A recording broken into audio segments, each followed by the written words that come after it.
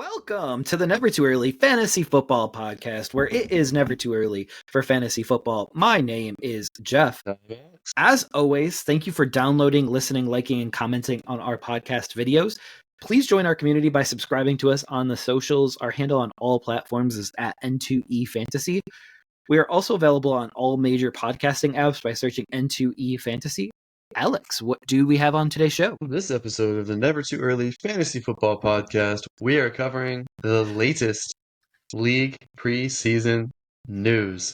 So through the end of week 1, going into and we are also naming our top 7 sleepers each for 2024. So Jeff, why don't you get started with the news? So one of our favorites, actually one of your favorites, Mike Williams, is removed from the pup, and he should be good to go by week 1. Is this making you raise him in ranks, or are you leaving him right where he was at because you expected him for week 1? I kind of expected him for week 1.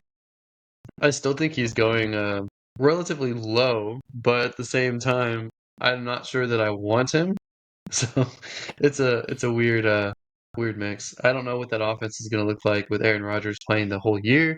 I don't know if Lazard is going to get 300 targets or what's going to happen here, but good news for him. Maybe Mike Williams will finally beat out Keenan Allen in stats this year. So what do you think about it, Jeff? No, I really like it. And it sounds like you have a love-hate relationship with Mike Williams and his ADP this year.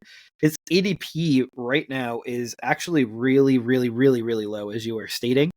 He is going wide receiver 62 and 154 overall. And I will take that 10 out of 10 times because I think that is far, far too low.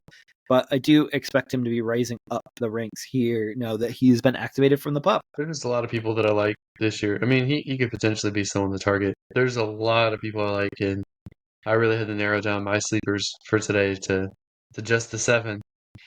I almost put 25, but you're not going to have 25 honorable mentions like me last year. no. I do have 2 deep sleepers just for bonuses, but So speaking of likable people, Philly really loves this quarterback because he was a former Super Bowl MVP. Nick Foles has retired from the NFL. So we wish him well in his future endeavors. But yeah, I don't think he played anywhere last year. I think his last year in the NFL was 2 years ago. So he tried to make a career as a starter, and his best accomplishment was the spot starterism that he got when Carson Wentz tore his ACL. But Super Bowl MVP, there's only 50 some of those, so it's nothing to scoff at. he was one of the best off the bench quarterbacks for sure. Yeah, for sure. And I think you'll agree, and we'll get to it a little bit later, but quarterback play was down a little bit last year, and with this new crop of quarterbacks coming in, I think the future of the NFL is pretty bright at the quarterback position. But speaking of not so bright spots, the Patriots have released wide receiver Juju Smith-Schuster. Do you think that he will latch on to another team, or do you think this will be the last time that we hear of Juju Smith-Schuster? I think he'll go to a wide receiver needy team, and probably one that has an actually established good offensive coordinator or offensive-minded head coach. So maybe he'll be useful. I mean, I could see him go back to Kansas City. I could see him go back to Pittsburgh. I could see him move around to different places. I think he's still worth a camp body at the bare minimum, but I think he can fit on someone's roster. I just think New England was not the right place. Yeah, I think that was really surprising to me, but the Saints just recently picked up wide receiver Marquez Callaway. It's probably going to be the end for him. He was released by another team and picked up by the Saints last week, and I don't expect him to be picked up by another team anytime soon. He definitely had some history with the Saints, so this made a lot of sense for the Saints to pick him up because he seemed like he would know the playbook, but they are cutting ties with him again. Probably the last time we hear about him. Would you believe? No, I don't believe that at all. He'll just keep coming back up and then getting cut every preseason. To the Saints, right? Yeah. Did you talk about your favorite wide receiver of the offseason with the Bills? Chase Claypool. He was placed on IR, ending his season with the Buffalo Bills before it gets started. So that means that the Bills and Chase Claypool will likely come to a injury settlement, and he'll become a unrestricted free agent, and he'll be able to sign with any of the other 31 teams. But he has been battling a toe injury in camp, and they have decided that they do not want him on the roster any longer. Last we've heard of him, or you think he'll pop back up? It should be the last we hear about him, but it'll be like Robbie Chosen, who keeps showing up. Who, by the way, Robbie Chosen, I think, was signed to the 4 That's teams. correct. That's correct. And I think he's just a camp body while the Brandon Ayuk situation is figuring itself out. But to the last release, we're going to talk about the 49ers, and they released veteran tight end Logan Thomas. Do you think Logan Thomas is just done? Because I think he's in his close to his mid-30s right now. I think probably so. He never really got his fantasy takeoff that people were looking for a while. No, for sure not. I think they have other tight ends too. Oh, they do. They definitely do. But I was a little bit surprised that just considering how much talent this team had, them not going with more veteran presence at the tight end position. But their young guys must be doing something to get this longtime veteran cut, or this longtime veteran might not have enough left in the tank. So now we are on to what we just discussed, the Brandon Ayuk of it all, who is holding into camp. And basically, after multiple trade rumors, the 49ers and the Steelers have agreed on a deal to send Brandon Ayuk to the Steelers. Brandon Ayuk and the Steelers have agreed to a deal. However, they're just waiting for one last sign off from the 49ers to say, we approve this trade. Just because they approve the compensation doesn't mean that they've submitted any of the trade paperwork or anything like that. Last minute, the 49ers are trying to re-sign wide receiver Brandon Ayuk. And the last I've heard about this, they are not too far off from a brand new deal. So it'll be really interesting to see which way this goes. I know Alex and I have a difference of opinion on this. So, Alex, I will let you go first on your opinion for Brandon Ayuk. Well, if I could just translate Jeff right there. There's basically two things on the table right now for Brandon Ayuk. We have supposedly an agreed upon contract with the Steelers, as well as compensation between the 49ers and the Steelers, supposedly agreed upon, right? However, it seems that both the 49ers and Brandon Ayuk want to work out a deal for him to stay in San Francisco. If they can't come to an agreement, then they'll exercise the trade with the Steelers. That's what it sounds like to me. I still think he ends up in Pittsburgh because I don't know what the 49ers hard line is for contract amount or what Ayuk's legitimate line is, but I'm not sure that the Niners are actually going to meet it or get close enough. So That's just my feeling. thought, my thought on that is that Ayuk hasn't drawn a line in the sand, and they aren't breaking up just yet. So this is like that relationship where you go back and forth. Should I break up with them? Should I stay with them? Should I break up with them? Should I stay with them? And here we are. They might stay together. They might stay together for a long time. I would assume a 4-year deal is coming out of this for Ayuk. Yeah, I don't know because they might want to do a 5-year deal and lower the initial cap hit the first 2 years so that the cap number is a little bit smaller. But I don't know. I don't know how it's going to shake out.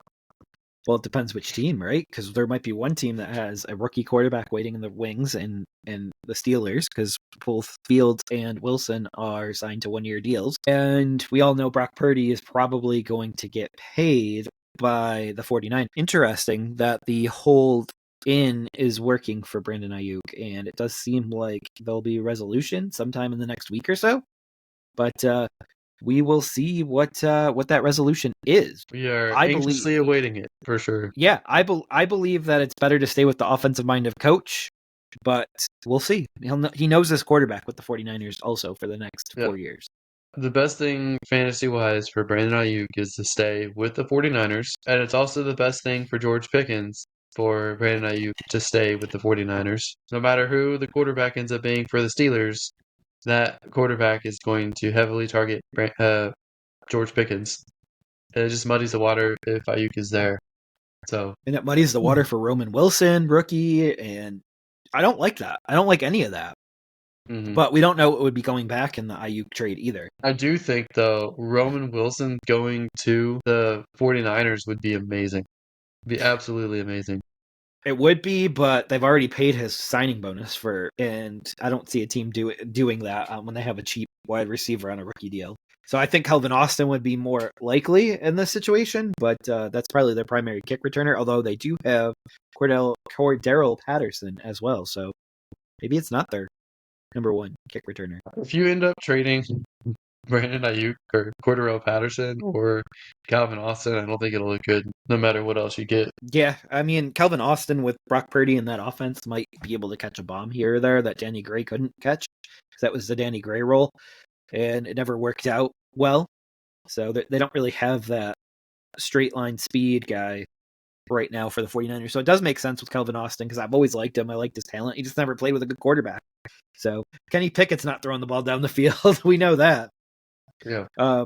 But speaking of hold-ins, Jamar Chase was doing a hold-in, as we noted last week. Now it has turned into a hold-out. He is missing practices now, so this has gotten a little bit more nasty. I don't anticipate him missing any regular season time, but this really has to affect the relationship between him and the organization. What do you believe is the resolution to this matter? They're going to pay him for sure. Are they going to pay him this year? Because they seem dead set against paying him this year. Well, they've either got to pay him or Higgins and lose the other one. So they can only pay one, and it should be Jamar, in my opinion. Oh, Like right. last thing you want to do is take off Joe Burrow as well, who is your franchise quarterback. Well, he's got his blonde hair to go for it right now, so maybe that's part of the protest. I don't know what that would exactly mean, but I know you enjoyed his blonde hair showing up to camp. Yeah, I'm out on Joe Burrow this year just purely for the hairdo. Has nothing to do with Our, the wrist, just the hairdo. yeah, absolutely. So we have some less great news, some more sombering news with Drew Lock with a bone contusion injury and a strained oblique in the preseason game versus the Lions. He's going to miss at least this week of practice. I haven't heard much about him competing with Daniel Jones, so I believe this is Daniel Jones' job.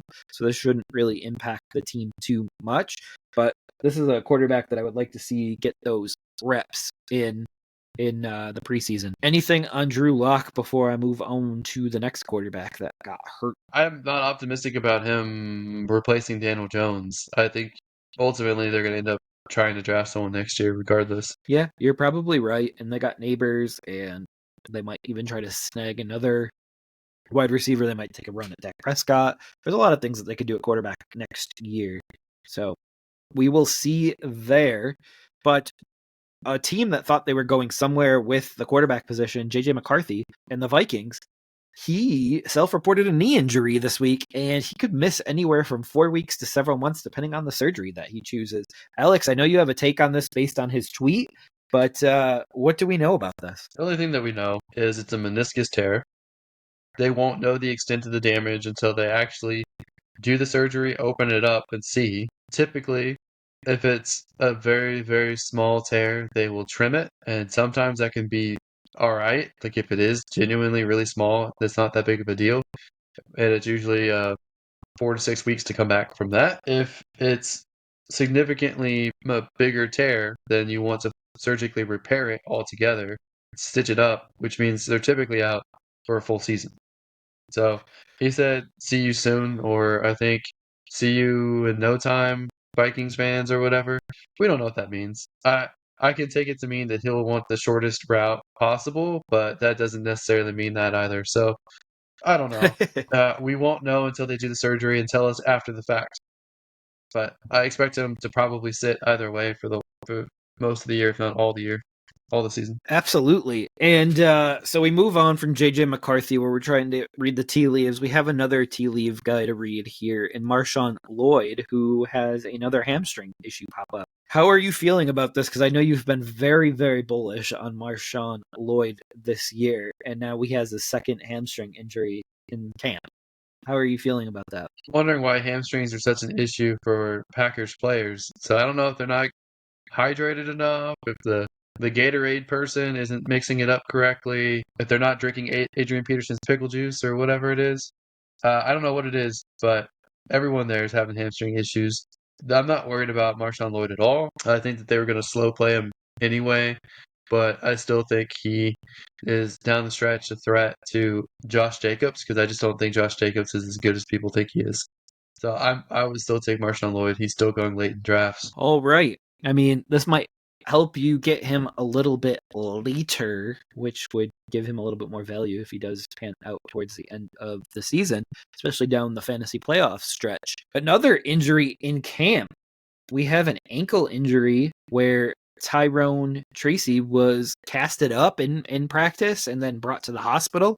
But then the same day, he went back to meetings and they just said it was just an ankle and he's week to week. Is he still going to be the primary backup to Devin Singletary for the Giants? Or do you believe like someone like Eric Gray could take over for him? Or what do you believe here? I think Tracy is absolutely still going to be the number two there. I think they want him to be the eventual replacement at number one whenever Singletary is no longer capable. But Jeff, you said that you like a bunch of the running backs on this roster. I don't see anyone that I like on this roster behind Singletary. So who are the other guys that you think would be number two? So I think from my preseason takeaways, I think Eric Gray looked really good. I think Miller looked really good as well. We will see if they can continue it up during the preseason because I know they're all fighting for the kind of the same jobs. But Tyrone Tracy should be able to make the roster, and the rest are kind of fighting for jobs right now. Do I believe Singletary holds on to this job all year? I don't know. That's the most non-answer that you're ever going to get from me. But You loved Singletary up until you joined the Giants. What changed? I still love him. I just don't know if he's the head guy. Reunited with Dable. Reunited with Dable. And it feels so good. We know Daniel Jones is a rushing quarterback. We know that he is returning from ACL, so that might actually help Singletary. So we have a lot of things here. I thought you said he's a Russian quarterback. I was like, what? I don't think Jones is Russian. Sorry, I gotta enunciate a little bit better here. But Singletary is still quite young, if I remember correctly. He's probably like 26 because he's a couple of years removed from his 4-year deal with the Buffalo Bills. But yeah, so he should have enough tread on the tire. Yeah, he's 26 years old, born in 1997. And so he should have tread on the tires. I just don't know how good this Giants team's going to be, but maybe he's going to be the check down Charlie. It's terrible, which is why Singletary is decent for that team. You think that he'll be check down Charlie? Oh, yeah, for sure. That's huge points. I mean, just alone in the check down work that he could get. Yeah. So now we move on to the wide receiver position here. And one of your favorites, A.T. Perry, went down with an ankle injury today. We don't really know too much about that, but we should get more news on this, but it doesn't sound super serious at this point. Do you still believe that he's going to be one of the starting 3 wide receivers for the Saints going into the regular season? I believe so, because he finally kind of broke out a little bit against the Cardinals. I think it's 4 catches for over 80 yards receiving. 4 catches on 4 targets, so 4 for 85 yards. Clear leader in the clubhouse. I think he should be one of the top 3 wide receivers on that team, with Olave out there as well. So we'll see. I don't think it sounds like it's that big of an injury, so they'll probably keep him out for the rest of the preseason and then ease him in at the beginning of the season. Yeah, and then Raheed Shaheed should be the other one that's out there. At least he's getting a lot of coverage. A lot of coverage right now. And I believe that he was battling injuries. So we have another ankle injury, and this time it's your guy that you liked last year, Josh Downs with the Colts. He was having a killer camp too. Do you think he misses time? Oh, he's already questionable for week 1, but I don't expect him to miss week 1. I think he'll be out there. I think he'll be the number 2.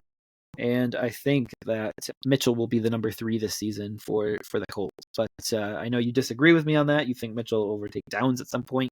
But Downs was one of the more impressive wide receivers in all of camps so far this year. So I don't have any reason to believe that he was going to slow Downs. Yeah, I think A.D. Mitchell, I think he's more athletically talented than Josh Downs. And he's bigger. But I think he's a little more raw right now, and he's kind of shown that in camp thus far. So I expect, like you said, he'll probably be the 3 this year. I don't know who will be the 2 next year, but I think Downs, when he's there, will be more of a 2 this year now. I expect 2015 Mitchell will be more heavily involved. All right, we will see there. Maybe Michael Pittman will be off the team then. You hate Michael Pittman I, unreasonably. I own him. Unreasonably.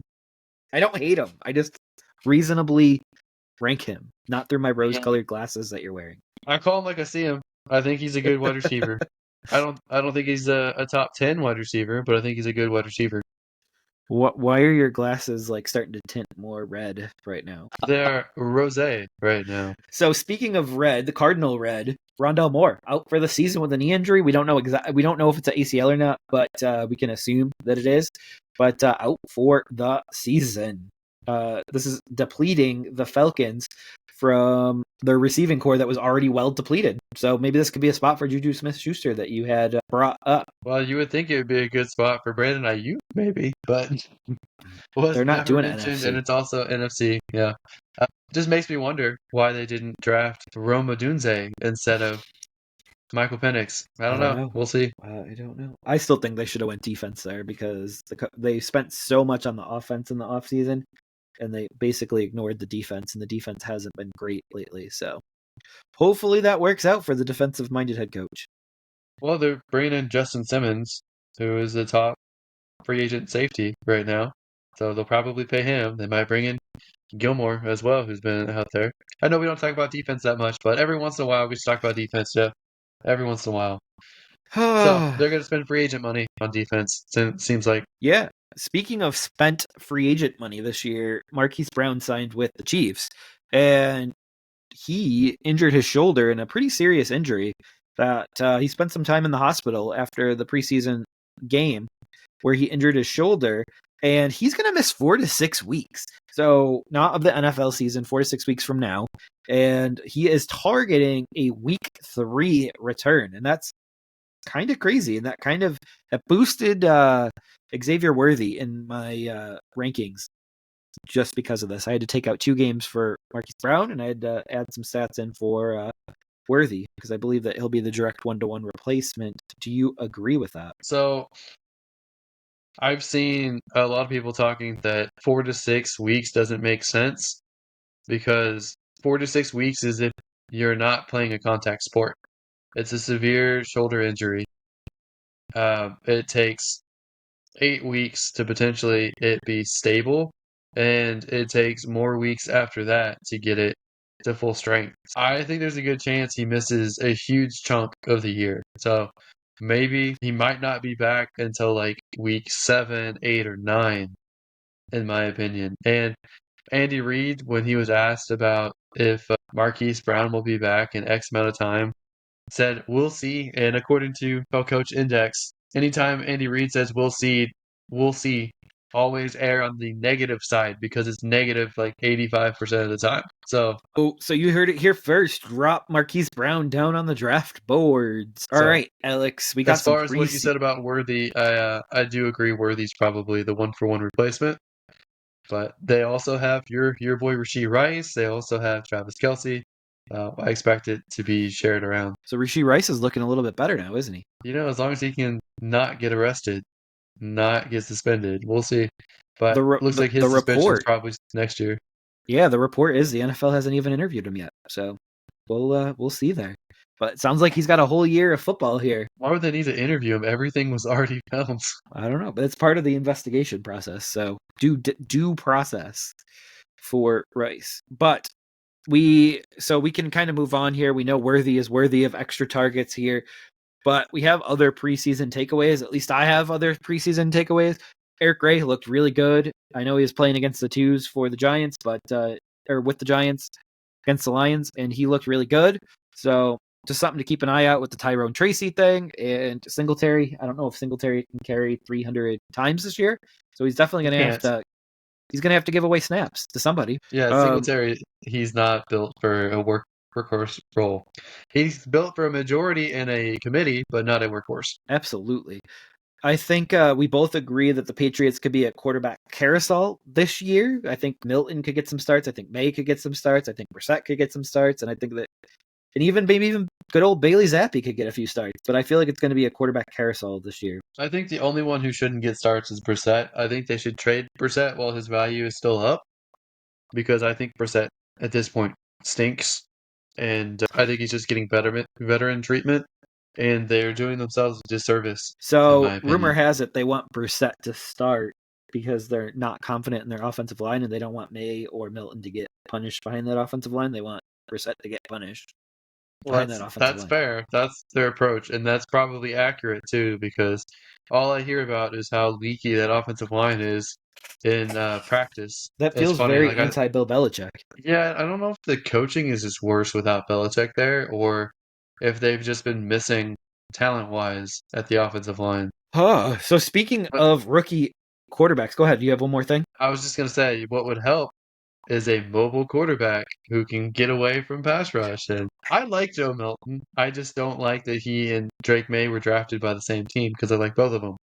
I want I them both know. to spread their wings. I'm gonna laugh when Milton outperforms May, who was your one of your top quarterbacks this year. I think Milton still has a ways to go, honestly. I know he looked good against the threes and fours, but they didn't really, surprisingly, they didn't give that many reps to May, which didn't make any sense. Although it was raining in the first quarter of the game, so maybe that's partly why. But they did say they're going to give May significantly more reps in practice and in the next game. I thought April showers brings May flowers. Apparently he doesn't play in the rain. All right, Jeff. Let's move on to the next thing. So Broncos rookie quarterback Bo Nix looked really good early. So first preseason game, but he looked poised and ready to be their starter. Yeah. And I think most rookie quarterbacks looked good to great this Mhm. this week. And I don't know if that's because of the vanilla defenses or if they are that great. I guess time will tell on that. What are your thoughts on the rookie quarterbacks and Bo Nix? I'm trying to think. I don't think any rookie quarterback really looked disastrous. I think most of them looked pretty positive in what they did. Bo Nix, I think that first series he kept throwing balls a little bit too low and in the dirt, but he got significant playing time. I think he had like 3 or 4 series, and he just looked better and better. He led them to 4 different scoring drives, and unfortunately, his fullback fumbled on one of them. So I'm not going to hold that against him. But I thought No. Milton, I'm sorry, I thought Nix looked really good, and he was like my third ranked quarterback out of the rookies before the draft happened. So I really like him a lot, and I think that the Broncos could get a few more wins than people thought. Also, with the Broncos, I thought Eric Estime or Audric, what I can't Yeah, Audric. remember. I thought Audric looked really poor with the Broncos. He had some ball security issues, and I think that he's got some stuff to clean up before he gets significant playing time with the Broncos. Absolutely. I think Bo Nix is in line to start week one. I don't know how he couldn't be at this point in time. So I think we should stop the Stidham and Wilson talk and zero in on Bo Nix being the week one starter. Yep, I would concur with that. I don't think Stidham is very good. Wilson was all right, honestly. Yeah, I think he'll get better under Peyton, but I think Bo Nix was the guy that Peyton had circled a long time ago, and we all earmarked him there, so it all makes sense. Broncos just desperately need more wide receiver help. Maybe Franklin will develop a little bit more, but Sutton seemed like the only reliable piece there. Everyone else had some issues. They spent high picks on Mims too, so I mean they have been spending picks and pieces, and I know Tim Patrick played with the starters too, which was a little confusing, but good to I see him think back out there. I think Tim Patrick is actually a sneaky person to target because that was more about getting him used to taking reps again. I think maybe he'll start getting more targets. Tim Patrick was good before he suffered a slew of injuries, in my Yeah, opinion. would you say he's a sleeper? I don't have him on my sleepers because Jeff rudely made me narrow it down to 7 out of like 137. So, If everyone's on your list, no one's on your list. Um, so I know this is a very spirited debate with us and a very spirited bet with us, but the Raiders quarterback competition is coming to an end this week. And that was at the word of their head coach. After week one of the preseason, I think that we both have different leaders in the clubhouse, and I think that we both would be right with our own view of it. But both quarterbacks looked really good in the first preseason game, and this is going to be a really hard pick for Antonio Pierce for his first real decision as head coach. it was just weird watching it because I expected Minshew to be more risk averse and throw shorter passes, but that's what Aiden O'Connell did. But I don't think he had really any turnover worthy plays, but he didn't push the ball downfield. And then Minshew felt like he had a wild gunslinger going, which is what I expect from Aiden O'Connell. And I think that he could have had a few interceptions, honestly, and he got a little bit lucky there. But he also got the offense moving downfield. So I think because the offense was moving, they gave him more snaps, as well as he's the newer guy on the team. So get more used to the other guys on the offense there. So I expect to see a lot more from both of them. And I think that, like you said, they plan on deciding who the week one starter is this week. And I think they both so far made good cases for themselves. Yeah, and I wonder how much, if any, say that a Devontae Adams will have in this decision also. Oh, 100%. Devonta, what do you think? I want this guy, and that's how it's gonna go. Yeah, and that might be what's directing the play of Minshew there is maybe Adams wants a guy that'll push it down the field. We will see. But Adams didn't play, so both of these guys played without Adams as an option. Right. The last little bit that I had, and then we'll go to any notes that you had from the preseason from watching.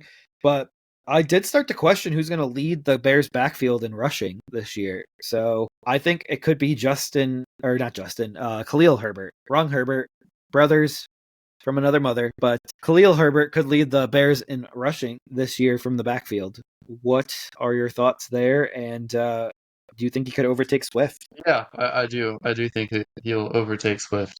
I think Swift will be used more as a passing weapon. I think he'll be mixed in occasionally as a rusher, but I really do think that unless they trade Khalil Herbert, I think he might be the leading rusher for the Bears. So I think that's a reasonable take. Yeah, and they don't really have much incentive to trade him, though. I mean, I know he's entering his last year, but they're paying him like nothing and to replace that production. I don't know if it's worth. Sometimes I don't know if it's worth it to get something for a future asset. They only have three backs too, so they'd kind of be short staffed there if they got rid of him. Yeah, I don't foresee a trade there, but I could be. I've been wrong once before in my life, and could be wrong a second time here. Alex, anything that you noticed from the preseason that you want to talk about? I know you're a big fan of Tyson Chandler or Yep, Ty Chandler. I call always him get by his I given always name. yeah, I always call him a basketball player every time. To me, he looked like he wasn't going to be handling any of the passing down work for the Vikings because he had a few drops and looked kind of rough on passing downs. But as a rusher, I thought he was pretty good. So I think he's still going to be the number two running back behind Aaron Jones. But I think that if Aaron Jones got hurt, I don't think that I would trust Ty Chandler to get the full workload. I don't know how. I know you really like Ty Chandler, so I don't know how you feel about that. I mean, I do like him. His name is not Tyson. I was looking that up here in the background. It's Tykevius, shortened to Ty. So, but I like him as a handcuff and nothing more this year to Aaron Jones. So I expect it to be like a 70-30 split. What are your markers this year, you think? Do you think it'll be lower than 70-30? No, I think that sounds about right to me. But I think he's a great number two. I think he proved in spot starts last year that he could handle it too. So, Yeah, I just like I said, I don't think he brings much to the passing side of the game. agreed. And I know that Brock Bowers, someone who I really like, he has reportedly been moved all over the formation from inline tight end to out wide receiver to H-back as well, and even a blocking fullback. They tried him at so many different positions, and they're getting very creative with him, which is good because you want someone who's going to be out on the field as much as possible. So I think he's someone that's going tight end 13 or 14 probably. I think he's someone that I I want to get more shares of at this point, based on how things are going. We will see there too. I wouldn't mind more shares as well, but at the right price. Will he show up on a sleeper list? He's not on mine. No. Any other news and notes? I know we saw a lot of backups this week and a lot of vanilla defenses this week. Yeah, I don't have anything specific right now, but maybe None of the top maybe. receivers played that I can remember. A lot of them are holding out for contracts too. That's true. That's true. I remember seeing Justin Jefferson with his newly signed contract sitting on the sideline, though. Yeah, but I watched the Vikings home broadcast for that game, and he was very chatty on the sidelines. So he was cheering on his team, getting amped up, very Because he got involved. paid now. So I don't think anyone's worried. Yeah, because he got paid now. So he's all excited. He's all gun ho about this team, and I He think got that's paid what. so much. He got paid so much. He's given up the moniker JJ to JJ McCarthy. There he goes. There he goes. And I think the Bengals got to do the same to Jamar Chase. They got to pay him. Yeah, I agree. Cowboys have to do the same thing with CeeDee Lamb. I think you just got to bite the bullet and do it. Mm. There's a going rate. Like they're not going to accept below the going rate because the franchise tag will be very close to that going rate. So Yeah, I don't understand what the delay is because it's only going to make them pay more. So Justin Jefferson's going to look like a steal by the end of the Lamb and the Chase deals. So because the Vikings were first, they pay the least most likely. probably. Yep. Well, speaking of more, we have more for you guys. We are now going to move on to our 2024 sleepers.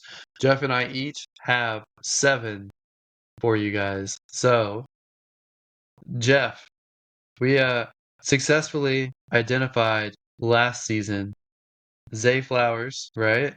James Cook. Mm-hmm. We kind of had Josh Downs, kind of had Kyler Murray for the second half of the year. So, Yeah, am I missing anyone else here?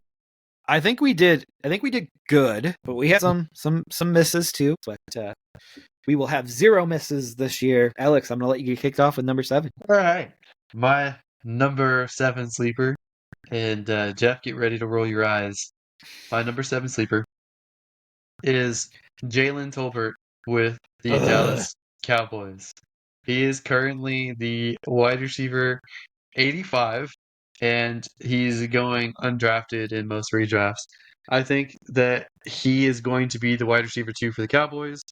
I mean, CD misses any time with the holdout at all. Tolbert is someone who can get more targets early, but from what I've seen of him, when they've thrown his way, he's actually done pretty well. Got good catches. I think that he's someone who could contribute as a wide receiver 3 or flex play or a backup wide receiver for you. I think that he's way too low in the rankings. I think he's at least at a minimum 35 spots too low, which would bring him to at least wide receiver 50, which I think he can finish well above that spot. Jeff, I know you're not a big fan of him. I know you're more of a Brandon Cooks guy. Brandon Cooks is getting older, and there's not that much proven on this roster outside of CeeDee Lamb and Brandon Cooks. So how do you feel about Jalen Tolbert? So my first question is: do you actually believe that CeeDee Lamb will miss any time and he'll miss paychecks? No, I don't. But Okay, I just want to make sure that we're on a similar page there because I don't either. But I mean, I don't hate the pick because he's someone that I'd be targeting very late in drafts, but he's kind of like a last rounder for me. So I don't know where his ADP is off the top of my head, but I think that I meant his overall ADP because I think you said he was wide receiver 50. No, it was no, wide he's receiver wide receiver. 89. He's going undrafted. Yeah, So yeah, yeah. I got him around 200 on my list. So I think he might be 201. But I think he should. I think his value should be wide receiver 50. That's what I'm saying. Like it's a significant departure, but he hasn't proven it to a significant share yet. But he has a chance to carve out a role, and if he does, he's drastically undervalued. no, I can definitely see that, and hopefully he makes the roster first. But we will see. We will see because what is he entering year number 3 right now? I believe so. Yeah, We'll see if he has that 3rd-year breakout. Are you ready for my number 7 sleeper? I'm ready. I am going with Jets wide receiver Mike Williams that we were talking about earlier, who just came off of the pup. He is currently going ADP 154, round 13. I would be comfortable taking him at 72 overall at round 6. So that is a huge jump and a huge difference. And I believe that he is going to finish as one of the top 32 wide receivers this year. Wow, that is a leap of faith, and it's quite. It's interesting. You're the one advocating for Mike Williams now. Yep, that's what we do. We switch up. I mean, I think that's reasonable, and we kind of briefly talked about it earlier that I do think that there's a chance that he could finish much higher if he is fairly healthy, if Aaron Rodgers stays healthy this year. There's more than just Michael Wilson on this roster. I mean, some people are talking up Conklin. They just drafted Malachi Corley. I don't think Corley's quite ready yet. I know Alan Lazard is one of Aaron Rodgers' buddies, but someone else has to get the ball. Mike Williams has a first round pedigree. He is definitely talented when healthy, so it's a very reasonable pick. I don't know if I'd take him in the 6th round though. I won't have to, according to ADP. I could take him in the early double digit rounds and get a steal. That would be my goal there. All right, who is number 6 on your list? Continuing on with the wide receiver trend that we've started, I have Michael Wilson with Arizona. He's currently, I think, the wide receiver 73, and he's going in the probably the very last rounds for you guys, rounds 15 and 16. He's someone I liked last year in the rookie draft. I think that he is a bona fide wide receiver 2 for this Arizona offense. They have been talking him up. They've compared him to their first round pick, Marvin Harrison. They said that they have overlapping skill sets. They like both of them. They're going to use both of them in similar fashions. So I would imagine most coverage is going to go to Mr. Marvin Harrison. So I think that Michael Wilson's going to be opened up a little bit more, and full year of Kyler Murray is better than the quarterback play that they had for the first half of the year last year. So I'm eagerly targeting Michael Wilson in leagues. Fully healthy Kyler Murray also. And I won't spoil it for you because it's going to come up a little bit later, but Michael Wilson is also on my list, and I believe this is our very first overlap of sleepers ever. And as always, we don't rehearse these ahead of time. We don't look at these ahead of time. We kind of are just surprised on the fly here. So I'll very quickly go into my number 6, and I will let you roast me here because it's not one of your favorite players, but I believe that he's going to have one of the best years at the quarterback position this year. And that's Mr. Deshaun Watson. I just believe in the bounce back year. I believe that he was showing it last year. Just hope his shoulder can hold up. Do you want to know his stats right now? His stats are going in the, I believe the 14th round. Sorry. He's going 162 overall in the 14th round. And I would be comfortable taking him in the 10th round. So a whole 4 rounds earlier. I think he's quarterback number 22 overall as well. He's 12 on my list. God. I mean, like, ADP wise, I think he's quarterback number 22. Yeah. He's 12 on my list, making him my number 6 sleeper. I initially liked Deshaun Watson when he was with the Texans, but more than just my personal feelings for him, aside for one, wanting to trade out of Houston, two, doing terrible things off the field, I think his body is breaking down. I think he's going to continuously have shoulder and arm injuries. I don't think he's the guy that he was 4 years ago, but it's amazing to say it's been 4 years since he's been good. And honestly, there's a lot of quarterbacks I'd rather have in fantasy over him. I don't see him being the number 12 quarterback. I just can't see it happening at all. I think there's a chance that Winston can take the job from Watson this year too. That's how low I am at Watson. But he was playing really good last year before the shoulder injury, and if you extrapolate that out throughout a whole year, he would have been in the top quarterbacks. You know who else played good with that same roster? 40-year-old Joe Flacco. And that same roster still exists. All right, I'll let you go in with your number 5 here. All right. My number 5 is a tight end, and it is Hunter Henry with New England. He's currently tight end, I think, 21, going in the 14th or 15th rounds in redrafts right now. I think for me, he's more like tight end 15 or 14, maybe even a little bit higher. I think he's borderline tight end 1. I think that in Van Pelt's offense, he'll be used as a safety blanket a lot as well as a red zone target. So I would expect him to do fairly well. I just think that he should be getting more attention than this. And even if New England's terrible, he's one of the receiving options that I would actually be willing to bet on. So in ADP, he is currently going one spot below backup quarterback Justin Fields. Yeah, so virtually free. Virtually free for you guys. Free. And almost guaranteed to have more weekly impact than backup Justin Fields as well. Unless he's returning punts, which is a That's true. possibility. So how Which do you feel is about Hunter Henry here? And who do you have it with your doesn't fifth guy? surprise me because of how much you've talked him up this year. I don't hate him. He is currently tight end 19, right in the very current ADP, and I would be willing to take him around tight end 17. So I have him 2 spots ahead of where he's going right now. But You know, he. Let me just sort this correctly. Last year he was tight end 18 in half point PPR, and he was tight end 14 in standard scoring. So it's not out of the realm of possibility that he could be a little bit higher up with better quarterback play, and I think they have better quarterback play than they did last year. you might be eating your words on that one if Jacoby Brissett plays the whole year. But I I understand what can't you're saying. I can't imagine Brissett playing the whole year. He'll be hurt 4 weeks in. But Oh my speaking of the 4 weeks, the last 4 weeks he was the number 9 tight end, so he does have a top 10 potential.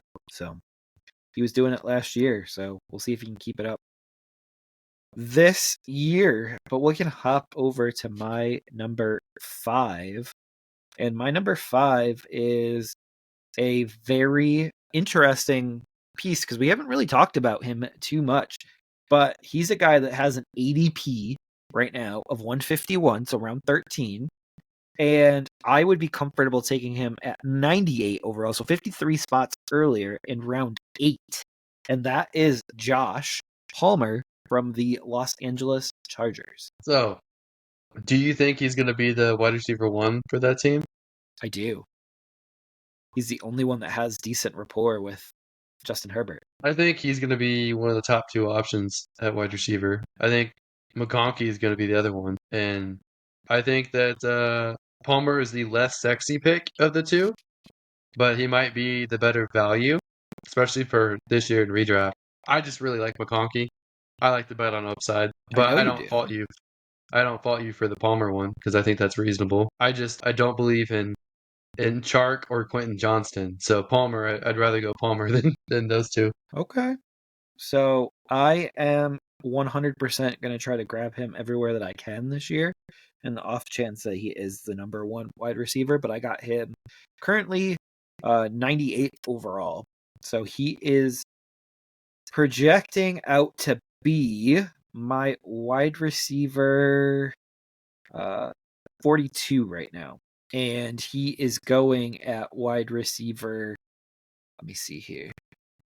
Wide receiver 60. So that's 20 wide receiver spots ahead of that. And I just think he has incredible upside with Justin Herbert as his quarterback because they're going to have to throw, even though people think that they don't have to throw because they have Harbaugh as their coach now. That's interesting because Lad McConkey is going as the wide receiver 41.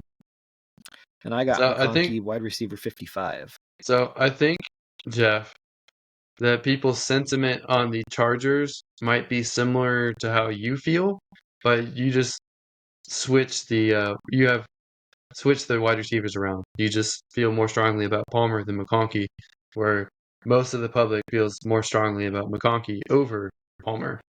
I do. And I have Quentin Johnston wide receiver 50. So he's just ahead I of don't that. have Quentin Johnston in my top 200, so he's off my board What? entirely.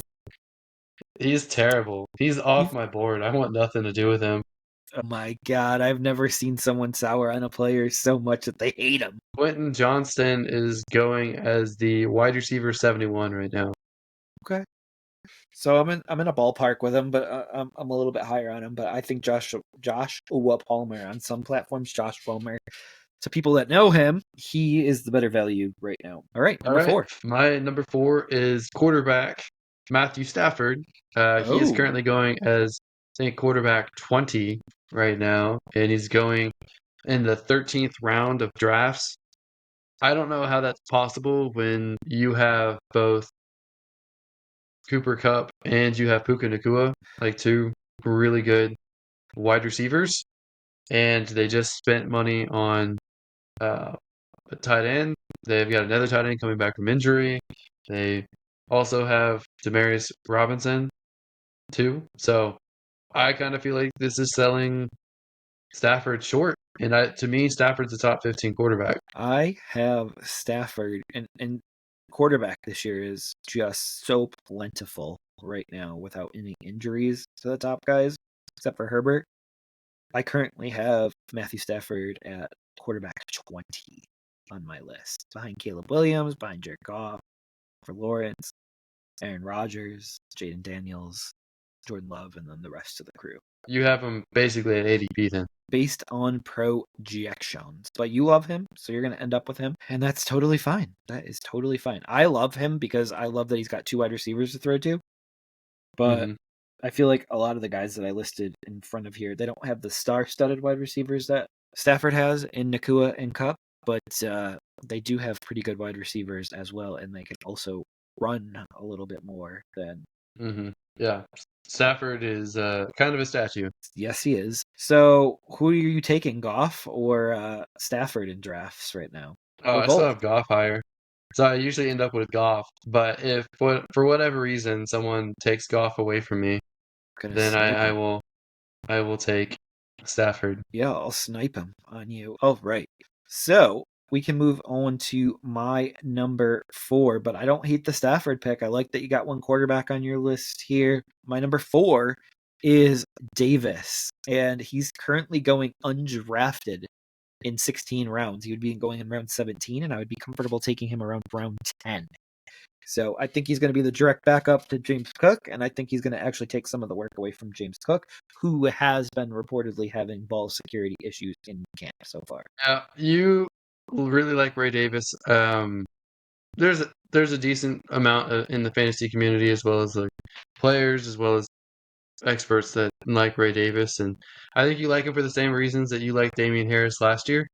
And I think he's a better version of Damian Harris, so I think that's fair. I do think it's interesting that they got two running backs in the draft or in a drafted free agent who are very similar overlapping skill sets. So they drafted Ray Davis. They brought in Frank Gore Jr. too, who also does a lot of the same things well that Ray Davis does and had a better college career and stayed at one school where Ray Davis went to three different schools. It's not a bad pick. I'm not fully bought into Ray Davis. That's my downside, but he 100% has a chance to carve out a big role, especially if James Cook, for whatever reason, got hurt. Ray Davis would dominate that backfield, I think, while he's out. And I don't know what's going to happen with the goal line stuff, just because we know Josh Allen likes to run in those touchdowns with 15 of them last year on the ground. So I don't know how much that leaves for his actual running backs or if they scale things back. But they need to. Sorry, I know I'm talking too much. They need to make up some fantasy production with Diggs leaving. Maybe it doesn't all have to be through the air. That is true, and he actually looked good in the preseason game, even catching the ball out of the backfield. I don't know if you saw his one little toe drag on the sideline, so he's got really good awareness as well, which is something that only Madden measures. All right, you're number 3, Right. sir.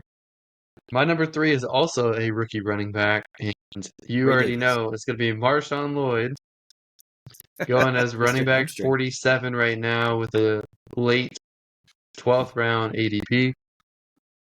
He's someone I feel comfortable drafting in the 10th round just for upside value behind at least three or four established running backs, just because I really like his upside. And I know that since 2019, the Packers have not had a running back uh, rush for 50% of the rushing stats or rushing snaps there. So they've always had a committee. They will use two running backs. They might even use three running backs with AJ Dillon there. And between Marshawn Lloyd and Josh Jacobs, I think Marshawn Lloyd's got more explosiveness to him. So I would count on him to perform well in a committee environment over Josh Jacobs. He's your boy. What running back do you have him at right now? So ADP, he's going as running back 47. I think I have him at running back 30. Wow, I have him at 54, so I'm below ADP on him. He I is think just I think I can below Chandler for me.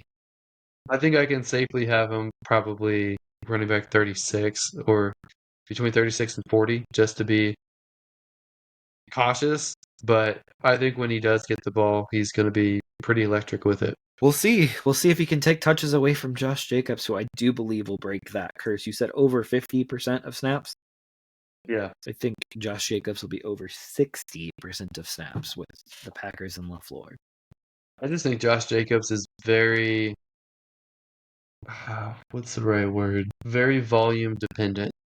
And I don't think Marshawn Lloyd is. I think Marshawn Lloyd is the perfect committee back. Gotcha. All right, you ready for my number 3? I'm ready. Number 3 is Michael Wilson for me. So I don't think we really need to rehash him too much here, but I think that he should be on everyone's roster just due to the fact that he's now the number 2 opposite Marvin Harrison, who will just draw the attention. So that should make a lot more plays available for Michael Wilson. And I'm assuming you concur with that. I concur. That's a very good selection, Jeff. You're a Yeah, genius. I'm thrilled with your intelligence here. Like smart I'm a man. genius. Smart man. I'm a genius. All right. So you're number 2 here, sir. We're down to the last 2. So my number 2 here wasn't originally someone I was gonna put down as a sleeper, but based on your reaction from my rankings, I feel like he has to be a sleeper. It's Chase Brown, running back with the Bengals. I know I had him in my running backs as running back 18, and he What? is going as running back 41, ADP, middle of the 11th round. I think a lot of mocks I've done, he's actually gone in the 9th or 10th. So people are getting a little bit warmer on him. I know he had a poor week 1 preseason, but I think a lot of that offense looked pretty poor with the early group. So I think everything in camp, they've been talking him up. They've been comparing him to superstars. They said just wait till you see him out there. I think he did well at the end of the year last year, and he was one of the reasons why they were willing to let Mixon walk. They ended up trading Mixon instead of cutting him. But I don't feel threatened by Zach Moss. I think Zach Moss is insurance and a good backup. I think Chase Brown's the one that they want starting, and the Bengals offense, that starting running back, even if it's a lead in a committee, can put up quite a lot of stats. Mixon has constantly been like wide receiver 12, wide receiver 14, stuff like that. I think that Chase Brown at 18 is very reasonable. So Mixon's now a wide receiver? Sorry, running back. I had to call you out on that because I know we would have got some comments on that. So Yeah. right now, Moss is currently going running back 26, 79 overall, and Chase Brown is going much later at 111 to 38 overall. So running back 38. So I don't know. The fantasy community is not fully agreeing with you yet, but if maybe you see something that they don't. But Moss has I been have lighting it running up in practice this week. I have ADP of running back 41, so if it's already moving up to 38, it's on the trajectory upwards, Jeff. Yeah, updates daily. Obviously, I use half point PPR. There's standard, there's PPR, and there's half point PPR. So I just use half point. So, Jeff, All let me right. ask you, where do you have Chase Brown on your rankings? Why you gotta ask me so silly questions? So right now, I have him at running back 41. And overall, I have him going. Let me see here. We got to go down to 41, and he's going at 101 overall for me right now.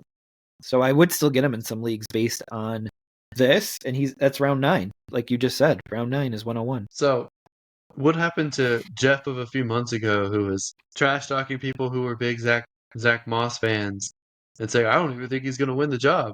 Well, who else is going to win the job if it's not Zach Moss? It's Chase Brown. So I'm a little surprised you're not even just a smidgen higher on Chase Brown. Some of it is gamesmanship. I will fully cop and admit to that. You'll never know when I'm serious and when I'm playing the game. And secondly, so Moss versus Brown was never really discussed. I don't really think either of them are great backs. Like, this is a backfield that someone like a dark horse, a third person, could actually emerge from. But I do have Zach Moss 87th overall right now. So just so we're on the same page. So a full one round ahead of Chase Brown. Now, if I'm in a draft, I'm going to go with my gut on that. And if I need someone with more upside, I might go with Chase Brown than Zach Moss. But if I need the safer pick, I think I'm going to pick Zach Moss every single time, who is my running back 35. So what you're saying Backfield's is a you're a little bit of a bald-faced mess. liar. No, I mean, so my argument was to someone that was franchising, tagging Zach Moss and trying to trade him. And I don't think a top 5 contract in a dynasty league is worth 35th running back. So I think my argument still stands put, but I think you're taken aback by the fact that I don't have Chase Brown higher because I'm so low on Zach Moss. I just don't have either of them higher. I think this is a complete committee backfield. And I think the What isn't other anymore?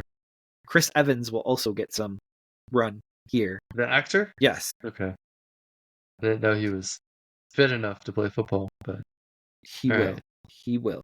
But and just so we're on the same page here, Chris Evans is actually my running back 95 right now. So he does exist for the Cincinnati Bengals. Jeff, you got them in the wrong order, but that's okay. Who is your number 2 sleeper? We'll see there. We'll see. But I have them both very low for a potential starting running back on a team. All right. So my next sleeper is Jaleel McLaughlin, running back for the Denver Broncos. He's currently going ADP 164, ADP round 14, and I'm willing to take him in round 10, 4 rounds earlier at 116. Thoughts on that one? He's someone that was one of my. I had like 20 sleepers and I had to narrow it down. He's one I had to delete off there. So he's one I removed to narrow it down, but he's one I was considering as well. So I agree. Um, I think that what's most likely, in my opinion, is Javonte Williams has a better season than people think. I know that people were panicking on him, but I think that'll settle down. But I think Jaleel McLaughlin is like how I view about Marshawn Lloyd. I think Jaleel McLaughlin is very similar to the Broncos. He's going to be that explosive change of pace back that's going to excel in a committee role. He's going to be used all over the place. So I think he should be the number 2. I think He is number P 2 on Ryan my is list. probably. I think P Ryan. Shut up, Jeff. I think P Ryan is probably the odd man out, and then the rookie running back I think will be the number 3. And if he doesn't get over his fumbling issues, he might be the odd man out, and they might keep P Run. But Javonte Williams, majority of the workload. Jaleel McLaughlin, change of pace back that's still pretty heavily used himself. And I think Javonte Williams, they probably move on from him after this year. So I mean I don't hate it. I wanted to use him, but I had to narrow down my list, so I like it. Are you happy I picked him so you got to gush over him a little bit here? Yes, I am, Jeff. Yes, I am. All right. I am holding on to my chair, just like last year. Who is your number 1 sleeper for this year? You know who it is, Jeff. You should I know who probably it do. is. I bet you could even guess it. Right now, I don't believe I could. What position It's is it? on. Is it Jared Goff? Well, I'll just say it's on a team that I like a lot this year, and I'm going to be betting on a lot of different futures. Jamison Williams. It's Jameson Williams is my number 1 sleeper this year. That's I was right. so close with Jared Goff too. Yes, you were. You had the right team. I really like Jameson Williams. He's going wide receiver 48. He's going in the 10th round in most leagues. And I think this is the year that he finally breaks out. All the positive things have been said. They don't really have any other weapons outside of Amon-Ra St. Brown and Laporta as far as receiving goes. I know running backs can get involved a little bit too, but receiver-wise, they don't really have anyone else. They spent a first-round pick on Jameson Williams. He's going year 3. He seems the best he's ever been. I think this is the year he breaks out. I think the Lions are an explosive offense and a really good team. So this is the year that I would want to bite on Jameson Williams, especially in the 10th round. So, Jeff, We will see. how do you I feel have about him. I have him as a 10th round pick right now, so I'm right in line with ADP. I have him at 111 overall, and I think ADP is 119 overall on the half point PPR. I'm close to him. Actually, I haven't updated Jamison Williams in a little while. He's 116, so I'm 5 spots ahead of where he's going right now. Ironically, 111 is where Chase Brown, your last pick, is going. I don't hate it. It's a high upside pick. Dang, he just hasn't done it yet, though. And that's kind of the biggest concern there. And he Neither finished did wide Nico receiver Collins. 81. I Nico know. Collins didn't do it, and then all of a sudden broke out with 1,600 yards. I know. He finished 152 and 81 so far in his first 2 years. So if he doesn't do it this year, though, you could pretty much call it a career for him, I believe. There's But some rare guys that break out later than that, but usually it's by year 3. Yeah, I agree. yeah, I would be okay with calling it a career after that. But I have him just after Curtis Samuel and just before Khalil Shakir. So like between the two Buffalo, who I project to be the two top Buffalo wide receivers for this year. By the way, I almost put one of those guys on there too. Curtis Samuel. Yeah, I definitely had him down and had to remove him too. I kind of figured. All right, you ready for my last pick? Yeah, absolutely. Who's your number But one sleeper this year? before my last pick, I do want to give two honorable mentions that I couldn't put on this list that I really wanted to put on this list since you've already mentioned a few of yours. The first one was Nick Chubb.